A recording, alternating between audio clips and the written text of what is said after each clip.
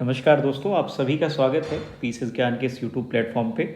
दोस्तों, आप सभी का बीपीएससी का पेपर बहुत अच्छा गया होगा, उम्मीद यही है। और आप सबने बहुत मेहनत करी थी और फाइनली आज एग्ज़ाम हुआ। दोस्तों, इसका एक्सप्लेनेशन जो मैं करवाने जा रहा हूँ आपको, आंसर मतलब आपको सबसे कम समय में सबसे सटीक आंसर के साथ आपको इस वीडियो में आपको मिलेगा। तो जो बीपीएससी के अलावा जो यूपी पीसीएस, एमपी पीसीएस या अगर और किसी स्टेट पीसीएस का एग्ज़ाम देना चाहते हैं, तो बिहार स्पेशल के अलावा जो क्वेश्चंस और हैं वो आपके पीएससी एग्ज़ाम में पूछे जा सकते हैं। तो आप सभी वीडियो को ज़रूर देखें और चैनल को सब्सक्राइब करें दोस्तों। तो आज का हम आंसर देखना शुरू करते हैं। दोस्तों, पहला है यूएनडीपी के मानव विकास सूचकांक रिपोर्ट 2025 के अनुसार भारत में जीवन प्रत्याशा 1990 में 58.6 वर्ष थी और यह 2023 में कितनी हो गई? तो दोस्तों, इसका ऑप्शन ए इज करेक्ट होगा, 72 ईयर्स। नेक्स्ट है, फरवरी 2025 में एआई एक्शन समिट किस शहर में आयोजित हुआ? पेरिस में। ये करंट का टॉपिक है, तो आप सभी ध्यान रखें, किसी भी स्टेट पीसीएस में पूछा जा सकता है ये, ठीक है।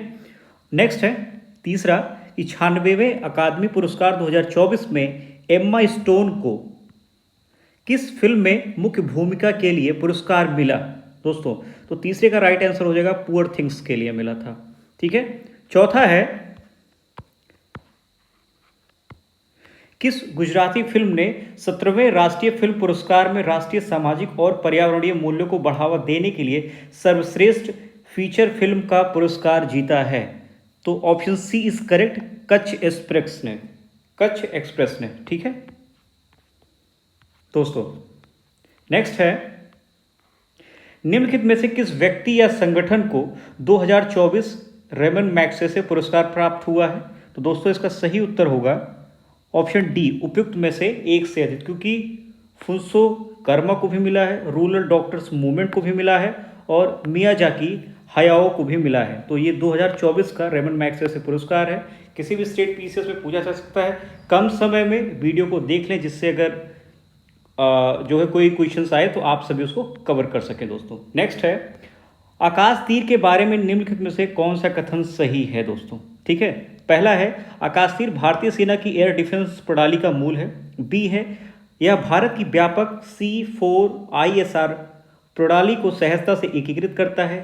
सी है, यह निष्क्रिय रक्षा से सक्रिय प्रतिकार के रणनीतिक बदलाव को दर्शाता है। और डी है, उपरोक्त में से एक से अधिक। तो दोस्तों, ऑप्शन डी इज करेक्ट, उपरोक्त में से एक से अधिक होगा इसका। नेक्स्ट है दोस्तों, नेक्स्ट है कि निम्नलिखित में से रक्षा प्लेटफॉर्म मेक इन इंडिया पहल के तहत भारत की स्वदेशी सैन्य प्रणाली का हिस्सा है? तो दोस्तों, इसमें ऑप्शन डी आपका सही हो जाएगा कि उपयुक्त में से एक से अधिक इसमें सही है दोस्तों, ठीक है। आप सभी कम समय में आंसर को चेक करें और देखें आपके कितने मार्क्स आ रहे हैं दोस्तों, ठीक है। नेक्स्ट है कि कौन सा दिन होलोकास्ट मेमोरियल डे के रूप में जाना जाता है? तो ऑप्शन बी इज करेक्ट, 27 जनवरी, ओके। नेक्स्ट है दोस्तों, नंबर 9, बानू मुश्ताक की किस पुस्तक को 2025 का अंतर्राष्ट्रीय पुरस्कार मिला है? ऑप्शन है आपके सामने दोस्तों, ओके। ऑप्शंस हैं आपके सामने, light of heart, heart lamp, soul lantern and उपयुक्त में से एक से अधिक। तो option B is correct, okay. Heart lamp के लिए इनको दिया गया है।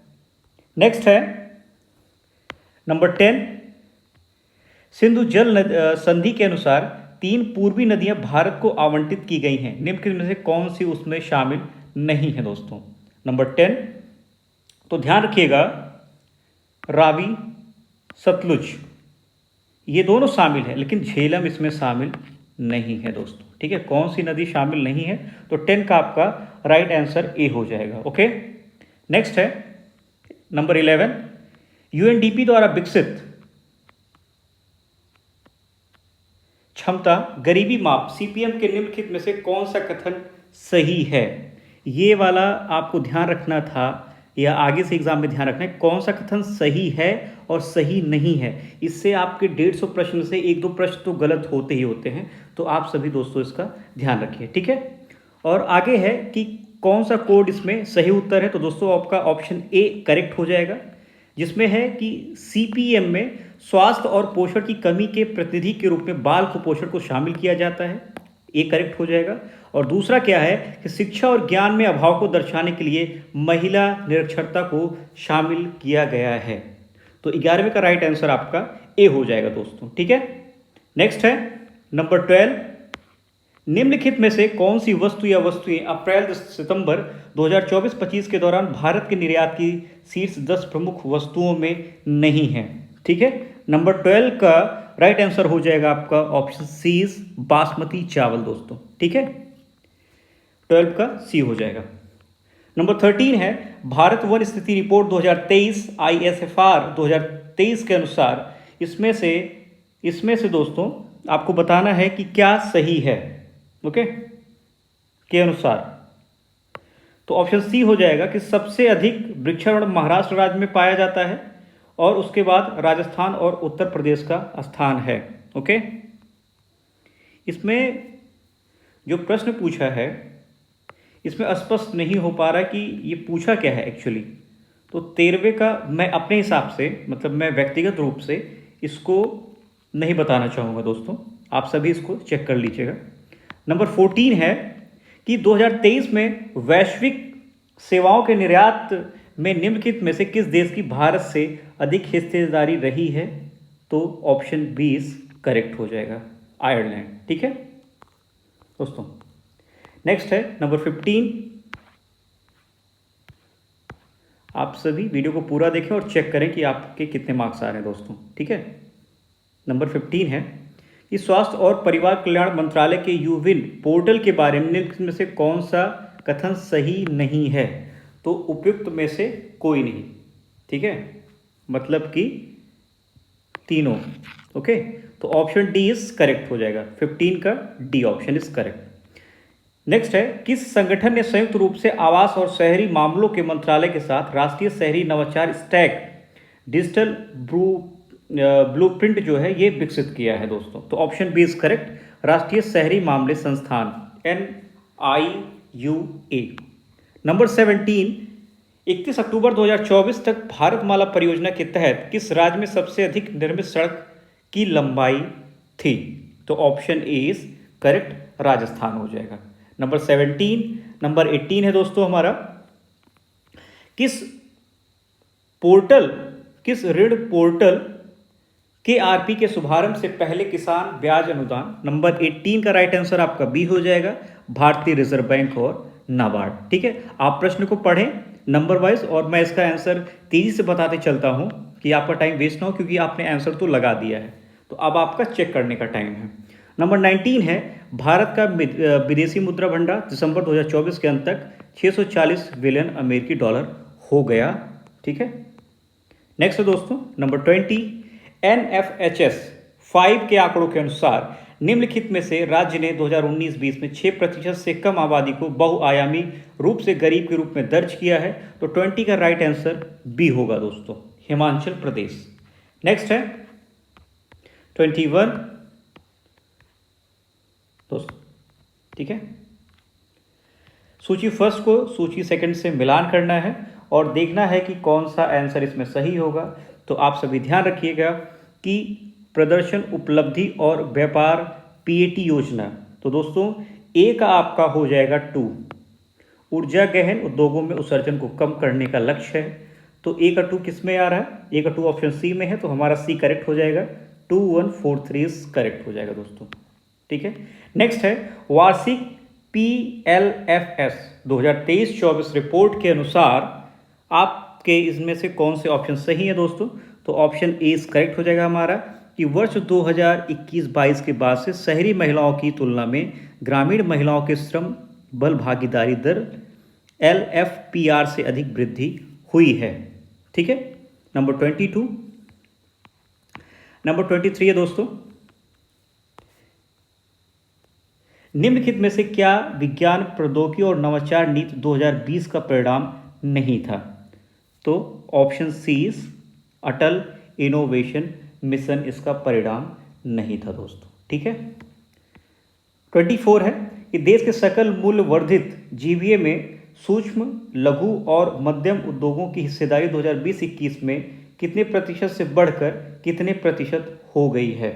तो ध्यान रखिएगा 27.3%, मतलब ऑप्शन बी आपका करेक्ट हो जाएगा कि 27.3% से बढ़ करके अब 30.1% हो गई है। मतलब यहाँ पे आपको 27.3 और यहाँ पे आपको 30.1, तो आपको 24 का बी ऑप्शन करेक्ट हो जाएगा। नेक्स्ट है 25।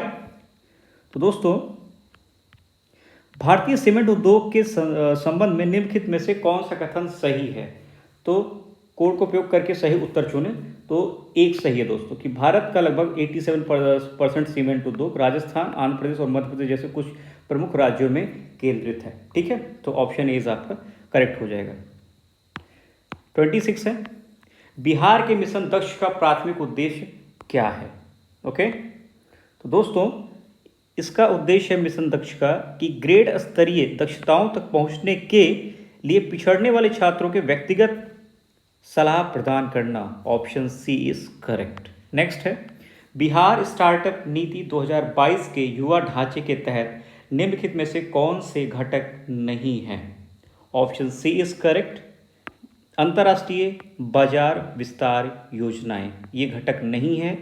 और घटक हैं कौन कौन से, तो घटक है ये, घटक है बी और घटक है, क्योंकि उपयुक्त में से एक से अधिक तो नहीं है पूछ रहा है, तो ऑप्शन सी हो जाएगा। अगर यहाँ पे है पूछता तो ए और बी, मतलब उपयुक्त में से एक से अधिक, तो मतलब कुल मिला के 27 का सी राइट आंसर हो जाएगा। ठीक है दोस्तों, नेक्स्ट है 2023-24 में बिहार के आर्थिक प्रदर्शन के बारे में निम्नलिखित में से कौन सा कथन सही है।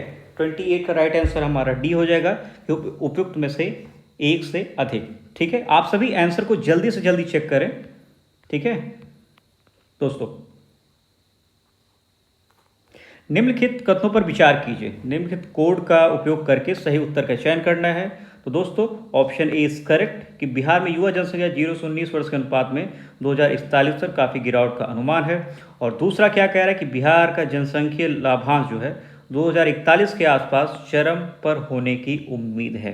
तो यहाँ पे सेंसस से भी प्रश्न आए हुए हैं, पॉपुलेशन का जो है उससे। नेक्स्ट है PLFS 2023-24 के अनुसार निम्नलिखित में से कौन सा कथन बिहार में महिलाओं के बीच रोजगार की प्रकृति का सबसे अच्छा वर्णन करता है।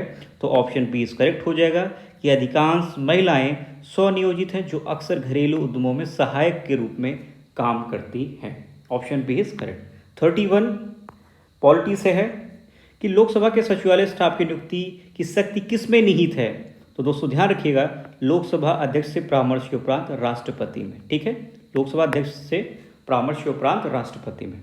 31 का option D is correct. Next है 32 का ऑप्शन भारत का महान्यायवादी राष्ट्रपति को विधिक मामलों में परामर्श देता है, सर्वोच्च न्यायालय के अतिरिक्त सुनवाई हेतु अहर नहीं है, संसद के सत्र में भाग नहीं ले सकता है और सरकार का पूर्णकालिक सलाहकार है। दोस्तों 32 भारत का महान्यायवादी तो राष्ट्रपति को विधिक मामलों में परामर्श देता है। ठीक है 32। नेक्स्ट है 33 भारतीय संविधान के विभिन्न सूचियों के निम्नलिखित विषयों पर विचार कीजिए। निम्नलिखित में से कौन विषय समवर्ती सूची में आते हैं। ठीक है, कौन कौन से विषय समवर्ती सूची में आते हैं। तो दोस्तों वन्य जीवों की सुरक्षा, ठीक है, ऑप्शन ए एंड मूल्य नियंत्रण, मतलब ऑप्शन बी इज करेक्ट हो जाएगा कि 1 और 4 ये सभी समवर्ती सूची में आते हैं। समवर्ती सूची से आशय जो कि केंद्र का भी विषय हो और राज्य का भी विषय हो। तो 33 option B is correct. Okay 34 है दोस्तों, ध्यान रखिएगा। 34 निम्नलिखित में से कौन सा नीति निर्देशक तत्व गांधीवादी सिद्धांतों के अनुरूप नहीं है। ओके, तो ग्राम पंचायतों ये तो गांधी जी का सपना ही था और कुटीर उद्योग की स्थापना ये भी सपना था। 2 और 4 नहीं है पूछ रहा है, तो ध्यान रखिएगा 2 और 4 नहीं है दोस्तों, ऑप्शन सी इज करेक्ट। ठीक है 35 ऑप्शन सी इज करेक्ट कि अनुसूचित क्षेत्र कौन सा सुमेलित नहीं है पूछ रहा है। ध्यान दीजिएगा, तो अनुसूचित क्षेत्रों का प्रशासन 6ठी अनुसूची में नहीं है। कौन कौन सा सही है इस शपथ का प्रारूप तीसरी अनुसूची में, राज्यसभा में सीटों का आवंटन चौथी अनुसूची में, और संघ सूची आपकी ये 7वीं अनुसूची में है। ठीक है दोस्तों, 36 है, केंद्रीय सरकार के बारे में निम्न कथनों पर विचार कीजिए आप। तो केवल 2 सही है इसमें। ठीक है, केंद्रीय सरकार के बारे में कि प्रत्येक मंत्री को मंत्रालय राष्ट्रपति द्वारा प्रधानमंत्री के परामर्श पर आवंटित किया जाता है। मंत्रालय, और एक क्या कह रहा है कि मंत्रालय तथा विभाग का निर्माण प्रधानमंत्री द्वारा कैबिनेट सचिव के परामर्श से करता है, तो ये गलत है। तो ऑप्शन बी हमारा करेक्ट हो जाएगा। ओके, नेक्स्ट है दोस्तों 37, राज्य विधायिका की कार्यवाही के बारे में क्या सत्य है? तो ऑप्शन बी इस करेक्ट हो जाएगा हमारा कि विधायिका में कार्य केवल राज्य की सरकारी भाषा में अथवा हिंदी अथवा अंग्रेजी में निष्पादित किए जाएंगे। ठीक है, नेक्स्ट है 38 दोस्तों है कि भारतीय संविधान मौलिक अधिकारों पर औचित्यपूर्ण प्रतिबंध का प्रावधान करता है, किंतु औचित्य को ध्यान में रखना चाहिए कि। ठीक है, तो इसमें ऑप्शन बी आपका सही हो जाएगा। 1 और 2 सही है, जैसे सामान्य जन का हित संरक्षित हो, और दूसरा विद्यमान सामाजिक मूल्य एवं सामाजिक आवश्यकताओं में अवरोध न हो। ठीक है, 39, निम्नलिखित में से कौन वित्त आयोग के सदस्य के लिए आवश्यक अर्हताओं का निर्धारण करता है? ठीक है, तो ये संसद विधि द्वारा वित्त आयोग के सदस्य के लिए आवश्यक अर्हताओं का निर्धारण करता है। तो 39 option C is correct. Okay, 40 है कि निम्नलिखित कथनों पर विचार कीजिए और आपको बताना है कौन सा सही नहीं है। तो दोस्तों कि सदन को आहूत करने का अर्थ दीक्षांत होता है, सही बात है। स्थगन से सत्रावसान होता है, और विघटन सदन को समाप्त करता है। और चौथा कि स्थगन सदन के नेता द्वारा अकेले किया जाता है, तो केवल 4 सही नहीं है, ध्यान रखिएगा, ये गलत हो जाएगा कि सही नहीं है तो केवल 4 सही नहीं है, बाकी तीनों सही है। तो सही नहीं है पूछ रहा है, तो डी केवल सही हो जाएगा इसमें। ठीक है, नेक्स्ट है पंचायतों की वित्तीय स्थिति की समीक्षा के लिए कौन अधिकृत होता है? तो राज्यपाल द्वारा अधिकृत वित्त आयोग होता है, 41 ऑप्शन डी। 42, सरकार द्वारा घोषित आत्मनिर्भर भारत योजना सहयोग करती है, तो 1 और 2 दोनों सही है इसमें कि भारत की निर्माण क्षमता वृद्धि तथा उद्योग से निर्यात में और घरेलू उत्पादन में विदेशी निवेश को प्रोत्साहित करने में। नेक्स्ट है 43 है दोस्तों। ठीक है, कि पंचायती राज का क्या मुख्य उद्देश्य है? ठीक है, तो जनता को विकास के प्रशासन में प्रतिभाग करने का योग्य बनाना। ठीक है, पंचायती राज का ये उद्देश्य है। ठीक है, नेक्स्ट है कि निंदा प्रस्ताव के बारे में 44 है कि निंदा प्रस्ताव के बारे में क्या सत्य है? तो 1, यह अविश्वास प्रस्ताव से भिन्न है। ठीक है, नेक्स्ट है 45, निम्नलिखित में से कौन सा विषय उच्च न्यायालय और सर्वोच्च न्यायालय दोनों के अधिकार क्षेत्र में आता है? तो दोस्तों मौलिक अधिकारों का संरक्षण जो है वो इन दोनों के क्षेत्रों में आता है, उच्च न्यायालय और सर्वोच्च न्यायालय। ठीक है, आर्टिकल है कि आर्टिकल 32 के तहत आप सुप्रीम कोर्ट जा सकते हैं, आर्टिकल 226 के तहत आप हाई कोर्ट जा सकते हैं। ओके, 46 है दोस्तों, कांग्रेस में किस भारतीय नेता ने प्रथम बार उदारवादियों पर सुरक्षित वाल्व सिद्धांत का प्रयोग करने का आक्षेप लगाया था? 46 option A is correct. Next 47, Delhi में उसके राजकीय प्रवेश के अवसर पर किस वायसराय पर एक बम फेंका गया था? तो लॉर्ड हार्डिंग पर फेंका गया था। नेक्स्ट है दोस्तों 1911 में कैलिफोर्निया विश्वविद्यालय में भारतीय दर्शन शास्त्र के प्रोफेसर बनने का अवसर किसे मिला था? तो लाला हरदयाल को मिला था।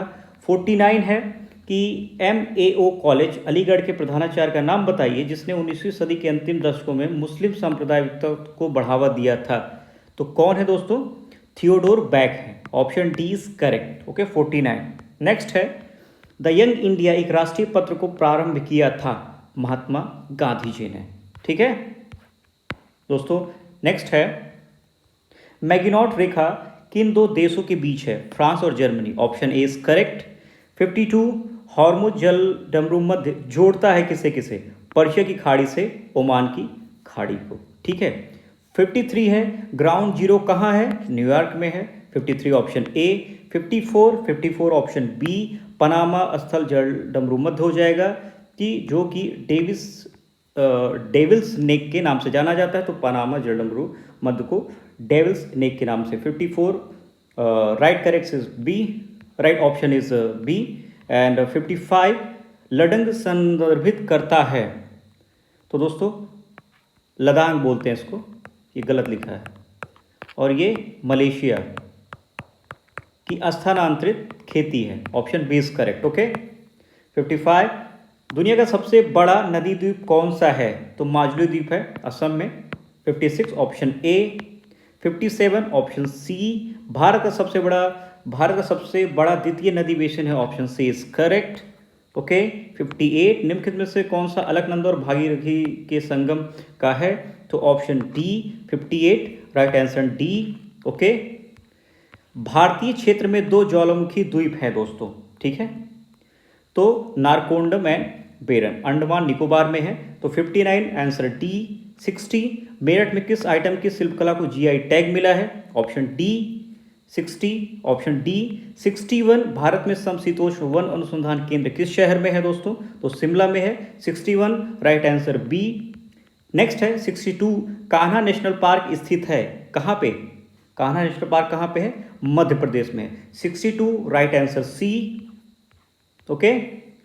एंड लोकटक 63 ये क्या है, तो ये झील है, कहाँ पे है, मणिपुर में है। ओके। आप सभी चैनल से जुड़ेंगे, आपको आने वाले एग्जाम्स में जो प्रश्न करवाया जा रहा है इससे संबंधित आपको वीडियोस मिलेंगे, आपको क्लासेस मिलेंगी। आप सभी चैनल को जरूर सब्सक्राइब करें दोस्तों। अगर आपको ये एक्सप्लेनेशन अच्छा लग रहा है आंसर, तो आप सभी चैनल को सब्सक्राइब करें, शेयर करें। नेक्स्ट है दोस्तों 64 निम्नलिखित में से कौन सा पार्क अभ्यारण्य बिहार में बाघ परियोजना के अंतर्गत आता है, तो 64 right option A is correct, Valmiki राष्ट्रीय पार्क। नेक्स्ट निम्नलिखित में से कौन सा बिहार का राज्य पशु है, तो बैल है। 65 राइट आंसर ए। 66 निम्न बिहार में नालंदा विश्वविद्यालय की पुनर्स्थापना किस वर्ष हुई थी, ऑप्शन डी इज करेक्ट 2014 में, ठीक है, तो 66 राइट ऑप्शन डी। नेक्स्ट है 67 दोस्तों कर्मनाशा नदी का उद्गम स्थल है, तो कैमूर जिला है। 67 राइट आंसर बी। 68 बिहार संपूर्ण भारत का कितना प्रतिशत पायराइट उत्पादित करता है, तो 95%। 68 राइट आंसर सी। बिहार के किस जिले में सोना पाया जाता है, तो दोस्तों जमुई जिला। 69 राइट ऑप्शन ए। 70 बिहार का अधिकांश भाग निम्नलिखित में से किस प्रकार की जलवायु के अंतर्गत आता है, 70 राइट ऑप्शन बी उपोष्ण कटिबंधीय मॉनसून। ओके। बिहार का अधिकांश भाग दोस्तों, तो 70 का राइट ऑप्शन बी हो जाएगा। ओके। नेक्स्ट है हम एक लकड़ी के बक्से को 200 न्यूटन बल लगाकर उसे एक नियत वेग से फर्श पर ढकेलते हैं, सीमांत घर्षण बल क्या होगा दोस्तों, तो राइट ऑप्शन ए हो जाएगा, ठीक है। 72 एक ट्रक विराम अवस्था से किसी पहाड़ी, तो 71 right option A 200 unit. Next एक ट्रक विराम अवस्था से किसी पहाड़ी से नीचे की ओर नियत त्वरण से लुढ़कता शुरू करता है, तो यह 20 सेकंड में 400 मीटर की दूरी तय करता है। यदि ट्रक का द्रव्यमान 7 टन है तो इस पर लगने वाला बल कितना होगा, 14,000 टन का। 72 राइट ऑप्शन डी। 73 किसी घर में एक महीने में ऊर्जा की खपत 250 यूनिट होती है, तो कुल ऊर्जा जूल में होगी कितना, 9 × 10⁸। 73 राइट ऑप्शन सी। किस माध्यम में ध्वनि की चाल अधिकतम होगी दोस्तों, ठीक है, तो स्टील में होगी।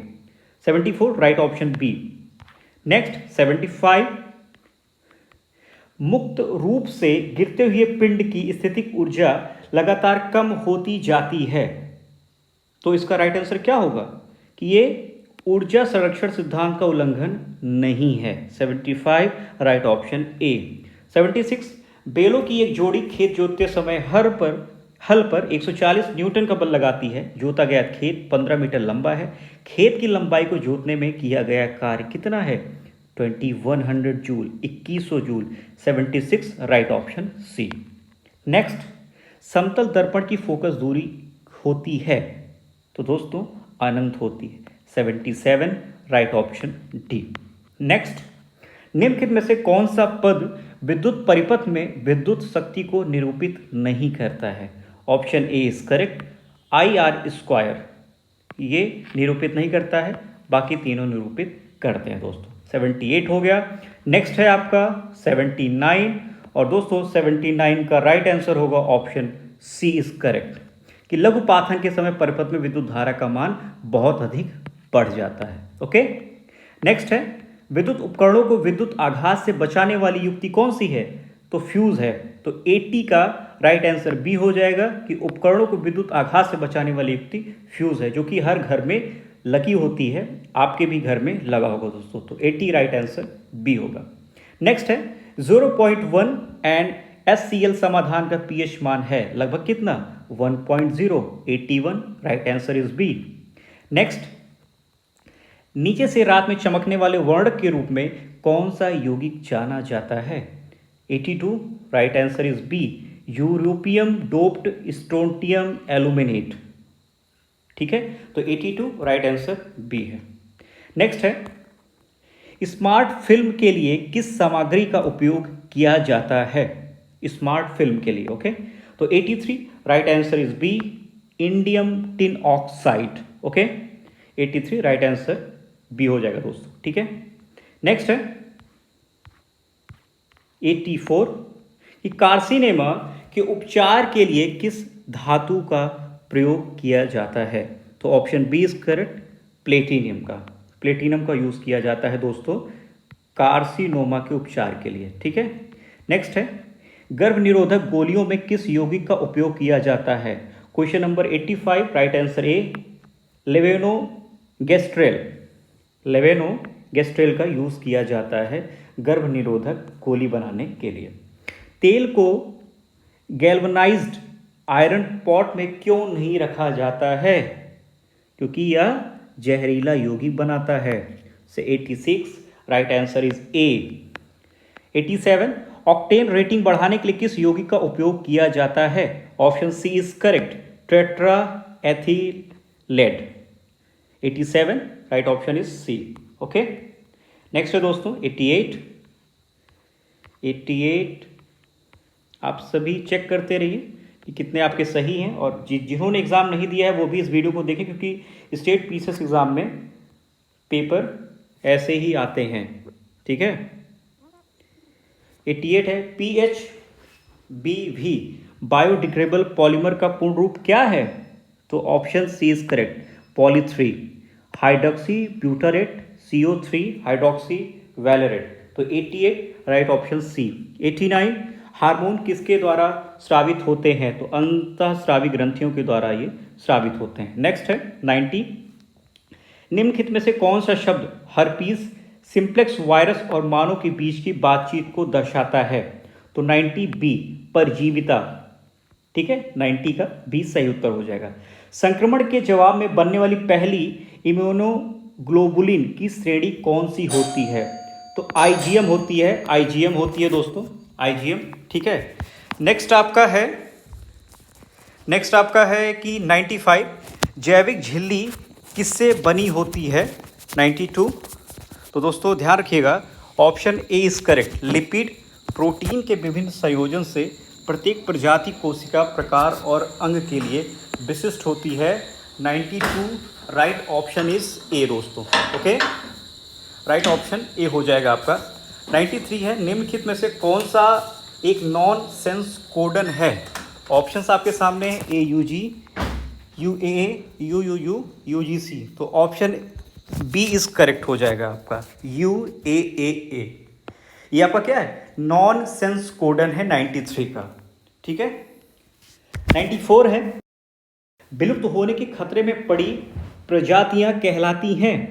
94 तो लुप्त प्राय। 94 option C is correct. Next 95 निम्नलिखित में से कौन सी खरीफ फसल है? ऑप्शन बी इज करेक्ट, गन्ना खरीफ फसल है दोस्तों। ठीक है, 96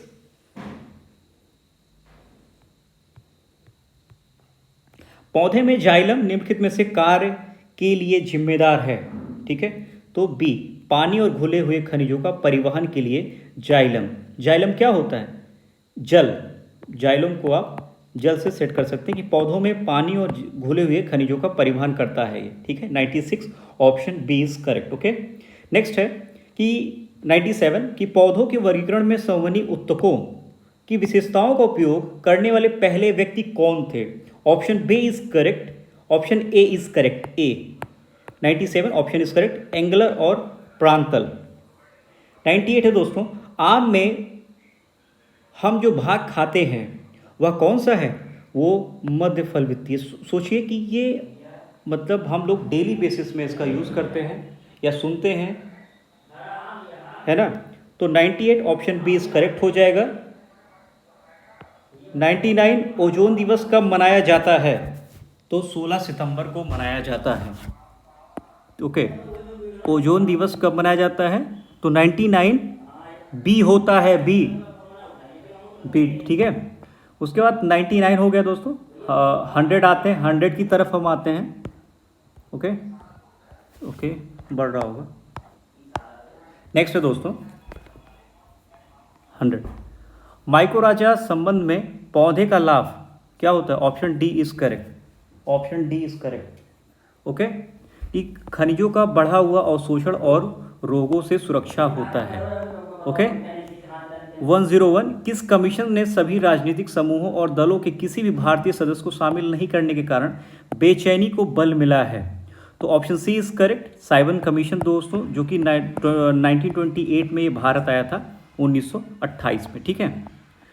102 है किसने आज़ाद हिंद फौज का नेतृत्व संभाला और चलो दिल्ली की प्रसिद्ध लड़ाई का नारा दिया था? 102 right answer option D is correct, Subhash Chandra Bose ने।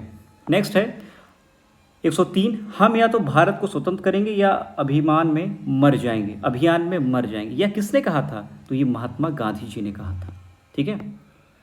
103। नेक्स्ट है 104 दोस्तों, किसने बांटो और छोड़ो के नारे को बुलंद किया था? 104 दोस्तों, इसका राइट आंसर हो जाएगा M.A. जिन्ना, बांटो और छोड़ो के नारे को बुलंद किया था। नेक्स्ट है 105 किस अधिनियम ने भारत के विभाजन के लिए दो नए स्वतंत्र भारत और पाकिस्तान के राज्यों को मूर्ति रूप दिया है? तो सी हो जाएगा, भारतीय स्वतंत्रता अधिनियम 1947। Okay 105 right answer C. Next is किस कांग्रेसी नेता ने 1918 में बिहार की यात्रा की ताकि होम रूल लीग की गतिविधियों को बल मिल सके? तो किसने करी थी? एनी बेसेंट ने। Option A is correct, 106 option A is correct. Next is कि चंपारण कृषि कमेटी की नियुक्ति में किसके बीच समझौता हुआ? तो ऑप्शन बी इज करेक्ट, भारतीय सरकार और गांधी जी के बीच, ठीक है। नेक्स्ट है दोस्तों 108 बिहार में किसान सभा का प्रमुख नेता कौन था? Option A is correct, Sahajanand Saraswati, ठीक है। 109 विक्रम पुलिस थाने के अंतर्गत राष्ट्रीय ध्वज को फहराते समय किसको मार दिया गया था? तो विक्रमपुर के राम नारायण को मार दिया गया था दोस्तों। 109 right answer is B. Next 110 March 1939 में बिहार के मुख्यमंत्री कौन थे? 1939 में श्री कृष्ण सिंह, ठीक है, श्री कृष्ण सिंह। नेक्स्ट 1011, ठीक है। तो दोस्तों इसमें सूची का मिलान करना है, तो ध्यान रखिएगा प्राचीन भारत के स्थान और वर्तमान में किस राज्य में है? तो कर्ण सुवर्ण का ऑप्शन हो जाएगा ए का पश्चिम बंगाल होगा, ए का 3 किसी में है, 2 में है, ए और सी में है। तो ध्यान रखिएगा ऑप्शन ए इज करेक्ट हो जाएगा, बी का 1 होगा। प्राग्ज्योतिष जो है ये महाराष्ट्र में है, गिरनार कहाँ पे? गुजरात में है, C2। ओके एंड प्रतिष्ठान असम में है। 112 निम्नलिखित में से कौन एक ऋग्वैदिक युग से संबंधित नहीं है? तो घोषा है, अपाला है, विश्वारा है, गार्गी नहीं है दोस्तों। तो ऑप्शन ए इज करेक्ट, 101, 102, 112 सही उत्तर ए, ठीक है। 113 है दोस्तों कि घटना पूछा है और कूट दिया है कि आपको सूची का मिलान करना है। तो 113 का क्या हो जाएगा दोस्तों? चोल गंगम झील, तो ये बनवाया था राजेंद्र प्रथम ने, मतलब इसको ये इससे संबंधित है। और धर्म महामात्र की नियुक्ति कौन करता था? तो ये अशोक करते थे। तो A3 and B4, A3 B4 C2, तो ओके, बी ऑप्शन इस करेक्ट हो जाएगा दोस्तों। तो 113 का सही उत्तर बी हो जाएगा। ठीक है, निम्नलिखित शासकों में से किसने सबसे अधिक समय तक शासन किया था? 114, ऑप्शन सी बहलोल लोदी। ठीक है, सबसे अधिक समय तक शासन किया था, मतलब जो ऑप्शंस दिए गए उनके हिसाब से बहलोल लोदी ने। 114 option C is correct. Okay, next दोस्तों, प्राचीन भारत के निम्नलिखित राजवंशों पर विचार कीजिए। 115 सही उत्तर हो जाएगा आपका, बी ऑप्शन इज करेक्ट, 2143। ठीक है, तो पहले मौर्य है, फिर शुंग है, फिर कर्ण है, उसके बाद कुषाण है। तो option 115 option B is correct. Okay, निम्नलिखित में से कौन सी एक तुलसीदास द्वारा नहीं लिखी गई है दोस्तों? तो साहित्य लहरी नहीं लिखी गई, बाकी तीनों लिखी गई हैं। तो option 116 option C is correct. Okay, 117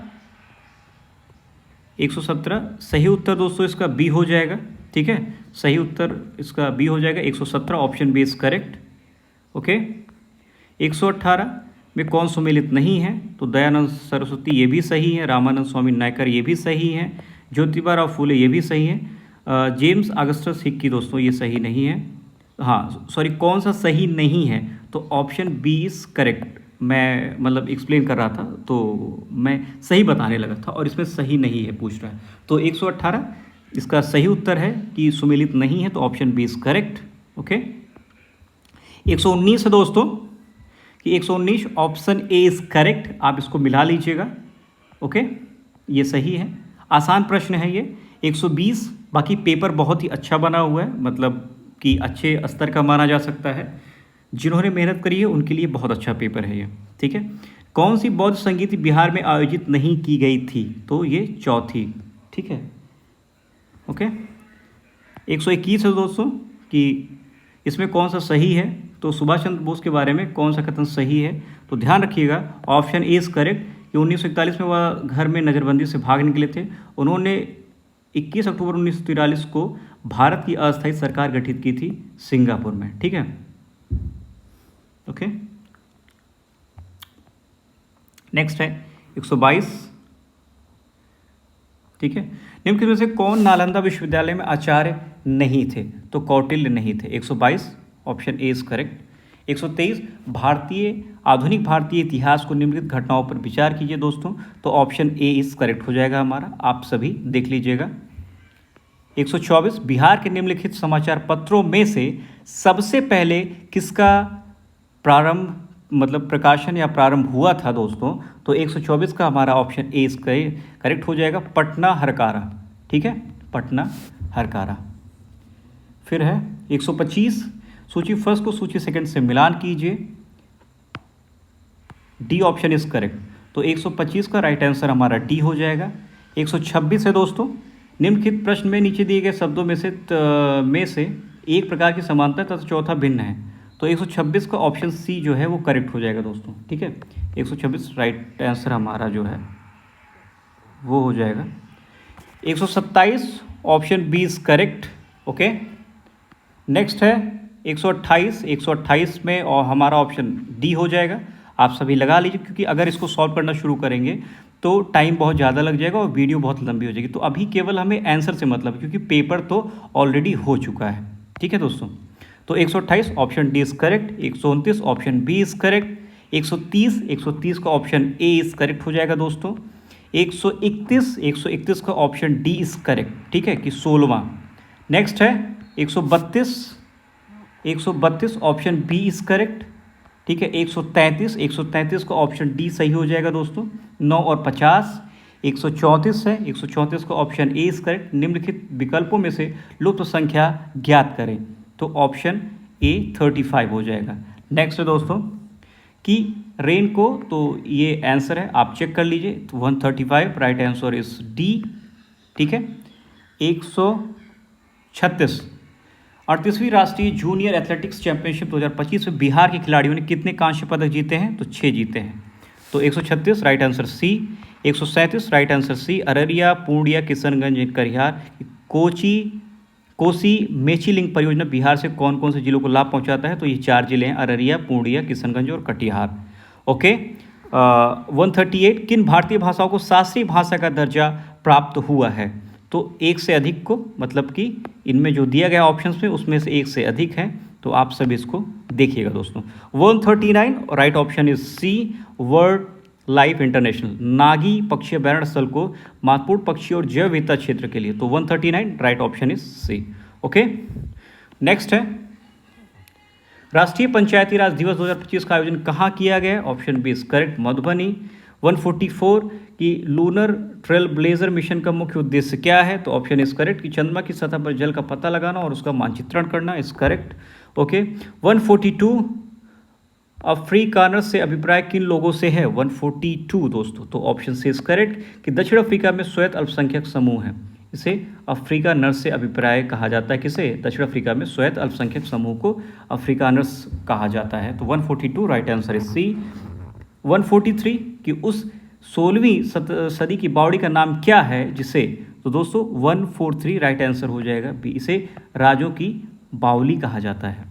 144 Nivar city के मेयर का नाम क्या है जिन्होंने 14 अप्रैल 2025 को डॉक्टर बी आर अम्बेडकर दिवस घोषित किया? तो एरिक एडम्स, ठीक है। 144 बी। नेक्स्ट है यूरोविजन सॉन्ग कॉन्टेस्ट का स्थायी नारा क्या है? United by music. 146 right option is option D, एक से अधिक। GSLV 15 के मिस्टर बानी क्या क्या सत्य है? तो एक से अधिक इसमें सत्य है, 146 ऑप्शन डी, ठीक है दोस्तों। 147 ठीक है कि G20 के शिखर में क्या सत्य है? तो उपरोक्त में से कोई नहीं सही है, मतलब ये तीनों के तीनों ही गलत हैं, ठीक है। तो 147 right option is D. Next 148 2024 में बाकू में आयोजित संयुक्त राष्ट्र जलवायु सम्मेलन में किस समझौते पर सहमति बनी है?